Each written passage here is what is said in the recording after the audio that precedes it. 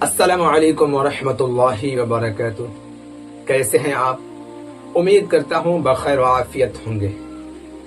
میرے عزیز دوستو، سب سے پہلے میں آپ حضرات کا شکریہ ادا کرتا ہوں کہ آپ حضرات نے ویڈیو کو پلے کیا اور میری باتیں سننے کی زحمت اٹھائی، اور ایک گزارش کرتا ہوں کہ اس ویڈیو کو آخر تک ضرور دیکھیے گا اور میری باتوں کو سنیے گا۔ معزز ناظرین کرام اور پیارے مسلمان بھائیوں، پوری امت کو سمجھانے کے لیے اور پوری امت کی آنکھیں کھولنے کے لیے صرف ایک جنگی جہاز کافی ہے۔ دنیا کی سب سے بڑی اور اونچی عمارت برج خلیفہ، جس کا بنانے کا خرچ 1.5 بلین ڈالر ہے، جبکہ دوسری طرف امریکہ کا صرف B-2 بمبار طیارہ 2.1 بلین ڈالر کا ہے۔ دیکھیے کتنا فرق ہے۔ آج مسلم ممالک اور مسلمان صرف بلڈنگیں بنانے میں لگے ہوئے ہیں، عمارتیں بنانے میں لگے ہوئے ہیں، شادیوں پر پانیوں کی طرح پیسہ بہائے جا رہے ہیں، اور ایک طرف ہمارے غیر وہ سائنس اور ٹیکنالوجی میں ترقی کرتے جا رہے ہیں اور ہم پیچھے ہوتے جا رہے ہیں۔ آج مسلمان اگر کسی چیز سے دور ہے تو وہ تعلیم سے دور ہے۔ ایسی بات نہیں ہے کہ صرف دینی تعلیم سے ہی دور ہے، بلکہ دنیاوی تعلیم سے بھی بہت دور ہے۔ آج مسلمانوں کے پاس دیکھ لیجئے، خصوصاً ہندوستان کے اندر ہمارے پاس خود کا کوئی ایسا اسکول نہیں ہے، اگر ہے بھی تو آٹے میں نمک کے برابر ہے، جہاں پر ہمارے بچے اسلامک ماحول میں رہ کر پڑھ سکے، ہماری بچیاں اسلامی ماحول میں رہ کر پڑھ سکے، تعلیم حاصل کر سکے اور اعلیٰ درجے کی تعلیم حاصل کرے، ہائی ایجوکیشن حاصل کرے۔ ہمارا خود کا کوئی ایسا ادارہ، کوئی ایسا اسکول نہیں ہے ہمارے پاس، اور آج مسلمان دوسری چیزوں میں پیسہ برباد کر رہے ہیں۔ شادی کے موقع سے، جبکہ شادی اور بیاہ کو آسان بنایا گیا ہے، نکاح کو آسان بنایا گیا ہے، اور یہ کہا گیا ہے کہ اللہ رب العزت سب سے زیادہ اس نکاح سے اور اس شادی سے خوش ہوتا ہے جس میں کم سے کم خرچ ہو۔ لیکن آج لڑکیوں کو جہیز میں دینے کے لیے بہت سارے سامان ہم مہیا کرتے ہیں، اور پوری زندگی محنت کر کے، کما کر، خون پسینہ ایک کر کے ہم پیسہ اکٹھا کرتے ہیں، پیسہ جمع کرتے ہیں۔ کس لیے؟ جہیز دینے کے لیے، اچھا سے اچھا سامان دینے کے لیے، اور یہ ساری چیزیں اور سارے کام صرف دکھاوا کے لیے ہوتا ہے کہ لوگ دیکھیں گے تو یہ کہیں گے کہ فلاں نے اپنی بیٹی کو اتنا سامان دیا ہے، اتنا گہنا دیا ہے، اتنا سونا دیا ہے۔ کاش تو انہی پیسوں سے اپنے بچیوں کو اچھی تعلیم دلا دیے ہوتے۔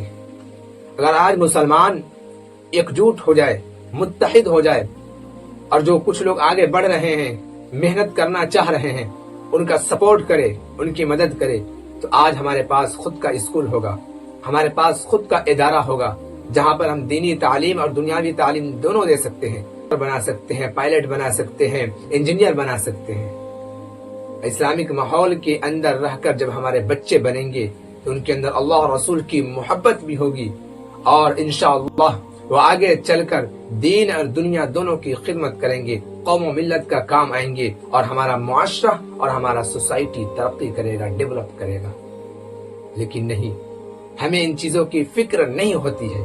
ہم صرف کھانے میں اور کپڑے میں اور عمارت بنانے میں خرچ کر رہے ہیں، تعلیم پہ کوئی خرچ نہیں، پڑھائی پہ کوئی خرچ نہیں، بلکہ ہم تو یہ چاہتے ہیں کہ جہاں کم سے کم فیس میں ہمارے بچے پڑھ لے، وہاں پڑھائی ملے یا نہ ملے۔ یہ ہماری حالت ہے تعلیمی معاملہ میں۔ اگر ہماری حالت ایسی ہی رہی تو آپ یقین جانیں آنے والے زمانے میں ہم بہت پیچھے چلے جائیں گے۔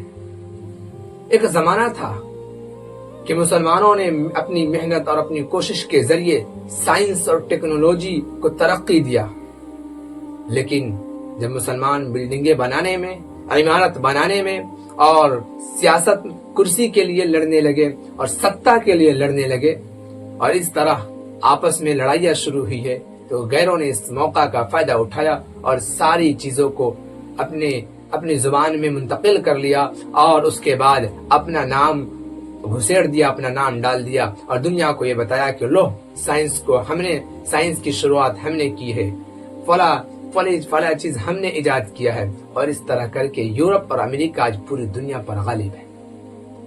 جبکہ ہم ہسٹری کا مطالعہ کرتے ہیں، تاریخ کا مطالعہ کرتے ہیں، تو تاریخ اور اتہاس کچھ اور بتاتی ہے کہ سائنس کا آغاز سرزمین یونان سے ہوتا ہے۔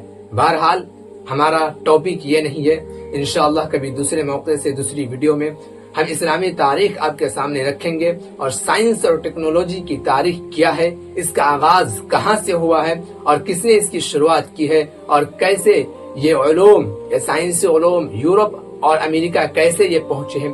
انشاءاللہ دوسری ویڈیو میں اس پر تفصیل سے بات کریں گے۔ اس ویڈیو میں ہمارا ٹاپک یہ ہے کہ اگر آج ہمارے پاس خود کا کوئی اسکول ہو، خود کا کوئی ادارہ ہو جہاں پر ہمارے بچے جا کر دینی تعلیم اور دنیاوی تعلیم دونوں حاصل کرے، انگلش میڈیم سے تعلیم حاصل کرے، تو انشاءاللہ ہمارے بچے دین اور دنیا دونوں میں ترقی کریں گے۔ لیکن یہ کب ہوگا؟ جب آپ فکر لیں گے۔ یہ کب ہوگا؟ جب ہم فکر لیں گے۔ یہ کب ہوگا؟ جب ہم اور آپ مل کر آگے بڑھیں گے، تب جا کر ہوگا۔ تو کیا آپ اس کے لیے تیار ہیں؟ کوشش کریں، اور خاص طور پر مسلمانوں میں جو مالدار حضرات ہیں، جن کو اللہ رب العزت نے مال و ثروت سے نوازا ہے، وہ آگے بڑھے اور اس کام میں پیش رہے۔ انشاءاللہ اللہ رب العزت آپ کو دنیا میں بھی اس کا فائدہ دے گا، اور مرنے کے بعد بھی یہ فائدہ دے گا۔ میں امید کرتا ہوں آپ اس کی فکر لیں گے اور اس پر محنت کرنے کی کوشش کریں گے۔ یہ وقت کا تقاضا ہے، آپ میری باتوں کو سمجھیں۔ اگر آج نہیں سمجھیں گے تو بہت دیر ہو جائے گی۔ السلام علیکم ورحمۃ اللہ وبرکاتہ۔